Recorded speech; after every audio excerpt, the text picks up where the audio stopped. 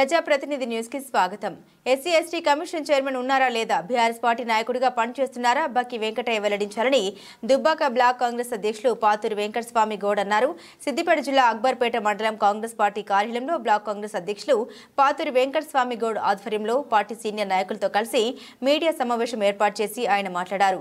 BRS నాయకుడిగా వ్యవహరించాలని అనుకుంటే ఎస్సీ ఎస్టీ కమిషన్ చైర్మన్ గా రాజీనామా చేసి బీఆర్ఎస్ పార్టీలో కొనసాగాలని ఆయన డిమాండ్ చేశారు. గతంలో మాజీ మంత్రి కేటీఆర్ నియోజకవర్గంలో నేరెళ్ల ఘటనలో ఎస్సీలపై ఇసుక లారీలతో దాడి చేయించిన వారిపైన థర్డ్ డిగ్రీ ప్రయోగించిన ఘటనకు మీకు గుర్తు రావడం లేదా అని ఆయన మండిపడ్డారు.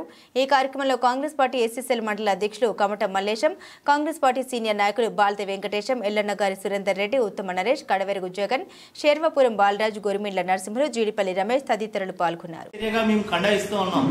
ఎందుకంటే గతంలో బీఆర్ఎస్ ప్రభుత్వం కలెక్టర్లను కాలు మొక్కించుకున్న చరిత్ర వాళ్ళ దౌర్భాగ్యమైన చరిత్ర. ఈ రోజు వాళ్ళ అధికారంలో కోల్పోయి ప్రతిపక్షంలో ఉంటే కలెక్టర్ల పైన దాడి చేయడం ఇది సిగ్గుమాలిన చర్యగా మేము తెలుపుతా ఉన్నాం. కేటీఆర్ గారికి, హరీష్ రావు గారికి మీరు ఇది ప్రజాస్వామ్యాన్ని కూని చేసిన విధంగా ప్రజలంతా, భారతదేశం అంతా, తెలంగాణ సమావేశమే కాకుండా భారతదేశం కూడా భావిస్తూ ఉన్నది. ఈరోజు దానికి బీఆర్ఎస్ పార్టీ వారు ఎస్సీ ఎస్టీ కమిషన్ చైర్మన్ గారికి, బక్కి వెంకటయ్య గారికి ఫిర్యాదు చేయడం జరిగింది. మేము కూడా తెలుపుతా ఉన్నాం. ఎందుకంటే బక్కి వెంకటయ్య గారు గతంలో కూడా ఇక్కడ బీఆర్ఎస్ పార్టీ నాయకునిగానే వివరించారు. ఒక ఎస్సీ ఎస్టీ కమిషన్ కు చైర్మన్ గా కాకుండా బీఆర్ఎస్ పార్టీ నాయకునిగా వివరించినారు.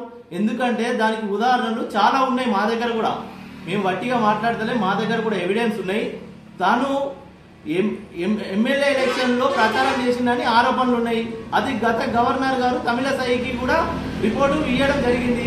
దానితో పాటు బీఆర్ఎస్ పార్టీ సంబంధించిన ఎమ్మెల్యే గారు ఎక్కడ వచ్చినా గానీ ఎమ్మెల్యే ఎమ్మట ఉండి ప్రభుత్వం పైన ఎమ్మెల్యే గారు విమర్శిస్తే కూడా తన పక్కకే ఉండి వత్తాసు పలికిన సందర్భాలు ఉన్నాయి మన దుబ్బాక నియోజకవర్గంలో. మేము ఒకటే చెప్తున్నాం, వెంకటయ్య గారు పోయి ఇదేదో లంబాడీ ఇష్యూగా చేసి దీన్ని రాజకీయం చేయాలని చూస్తున్నారు. వెంకటయ్య గారు మీకు ఇది తగదు. ఎందుకంటే మీరు ఒక ఎస్సీ ఎస్టీ కమిషన్ చైర్మన్ గా ఉన్నారు. మీరు రాజకీయం చేయాలనుకుంటే రాజీనామా చేసి బీఆర్ఎస్ పార్టీ కార్యకర్తగా పనిచేయండి, మాకు అభ్యంతరం లేదు. ఎందుకంటే ఇంత దౌర్భాగ్యమైన స్థితిలో మీరు ఉండడం చాలా దుర్మార్గమైన చర్య. ఎందుకంటే కలెక్టర్ గారి పైన దాడి జరిగింది. అది చాలా మంది కొన్ని దుష్ట శక్తులు పాల్గొన్నాయని చెప్పేసి స్వయంగా లగచర్ల గ్రామానికి చెందిన రైతులు, ప్రజలు ఎస్టీ ఎస్టీ కమిషన్ చైర్మన్ గారికే లేఖ రాశారు. నాటకాల్లో భాగంగానే ఎస్సీ ఎస్టీ కమిషన్ చైర్మన్ గారు బీఆర్ఎస్ కార్యకర్తగా పనిచేస్తా ఉన్నారు. మీకు చిత్తశుద్ధి ఉంటే వెంకటయ్య గారు, బక్కి వెంకటయ్య గారు ఎస్సీ ఎస్టీల మీద చిత్తశుద్ధి ఉంటే గతంలో ఇదే నేరెళ్ల సిరిసిల్ల నియోజకవర్గం మాజీ మంత్రి తారక రామారావు గారి నియోజకవర్గంలో నేరేళ్లలో దళితుల పైన ఉష్క లారీలు ఎక్కిచ్చిర్రు. మరి వాళ్ళని ఎందుకు పనిచేయకుండా థర్డ్ డిగ్రీ ప్రయోగించరు? మీరు ఆ కేసుని ఏమన్నా తిరగదేయాలనుకున్నారా? ఎందుకంటే మీరు ఒక బీఆర్ఎస్ కార్యకర్తగా ఎందుకు వివరిస్తున్నారు? మీరు ప్రజాస్వామ్యబద్ధంగా వివరించండి. బీఆర్ఎస్ పార్టీ మీరు ఎస్సీ ఎస్టీ కమిషన్ చైర్మన్ గా ఉంటే ఒక కార్యకర్తగానే చూసింది.